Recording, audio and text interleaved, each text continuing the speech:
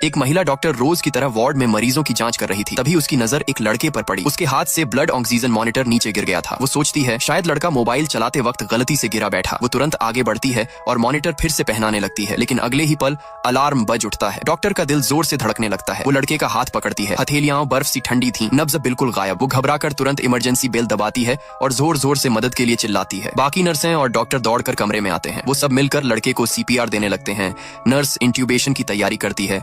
पूरा वार्ड हड़कंप में बदल जाता है। इसी बीच एक और डॉक्टर डॉ जेंग पास के ऑब्जर्वेशन रूम की ओर दौड़ता है। उसे याद आता है कि वहाँ एक और घायल लड़का भर्ती था जिसकी जांच वो करने वाली थी, लेकिन एक कार एक्सीडेंट केस में फंस जाने की वजह से नहीं जा पाई। अब उसके दिल में पछतावा था, काश मैंने तब ध्यान दिया होता, शायद वो लड़का आज जिंदा होता। असल में वो लड़का जब अस्पताल लाया गया तो ठीक लग रहा था। उसने माँ से फोन पर बात की, थोड़ा मोबाइल चलाया, फिर अचानक नींद में चला गया और कभी नहीं जागा। आधे घंटे तक पूरी कोशिश की गई, लेकिन उसका दिल धड़कना बंद हो गया। एक जवान जिंदगी वहीं खत्म हो गई। थोड़ी देर बाद उसकी माँ अस्पताल पहुंची। वो टूट चुकी थी। अभी कुछ देर पहले ही बेटे से बात हुई थी। अब वही बेटा ठंडी लाश बन चुका था। उसका गम गुस्से में बदल गया। वो चिल्लाकर बोली, क्यों मेरे बेटे को तुरंत इलाज नहीं मिला? वो होश में था, फिर मर कैसे गया? उसने अस्पताल के डायरेक्टर को बुलवाया। तभी सबको पता चला वो औरत कोई आम माँ नहीं थी, बल्कि वही अफसर थी जो अस्पताल के बजट और अप्रूवल की जिम्मेदार थी। डायरेक्टर उसे शांत कराने की कोशिश करता है, लेकिन वो सुनने को तैयार नहीं। क्या तुम लोगों ने मेरे बेटे को मार दिया? महिला डॉक्टर वहाँ खड़ी थी, आंखों में आंसू और दिल में भारी पछतावा। वो सोचती है अगर मैं थोड़ी और जल्दी पहुंच जाती। तभी इमरजेंसी हेड डॉक्टर अंदर आता है। वो शांत आवाज में कहता है, हमने आपके बेटे को नजरअंदाज नहीं किया, बस प्राथमिकता दूसरे गंभीर मरीजों को दी थी। वो समझाता है, आपके बेटे के साथ 2 और लोग आए थे जो आपके ही सेक्रेटरी थे। एक की हार्ट बीट बंद थी, दूसरे के लिवर और लंग्स फट चुके थे। आपका बेटा तब होश में था और खुद कह रहा था कि उसे कोई दर्द नहीं है। वो रुककर बोला, अगर आप डॉक्टर होती तो क्या आप भी यही फैसला नहीं लेती? ये सुनकर औरत कुछ पल चुप रही। उसकी आंखें नम थीं। फिर उसने केस वापस ले लिया, लेकिन उस दिन की याद, वो अफसोस, वो नाकामी हमेशा के लिए महिला डॉक्टर के दिल में रह गई। वो शायद जिंदगी भर खुद को माफ नहीं कर पाएगी।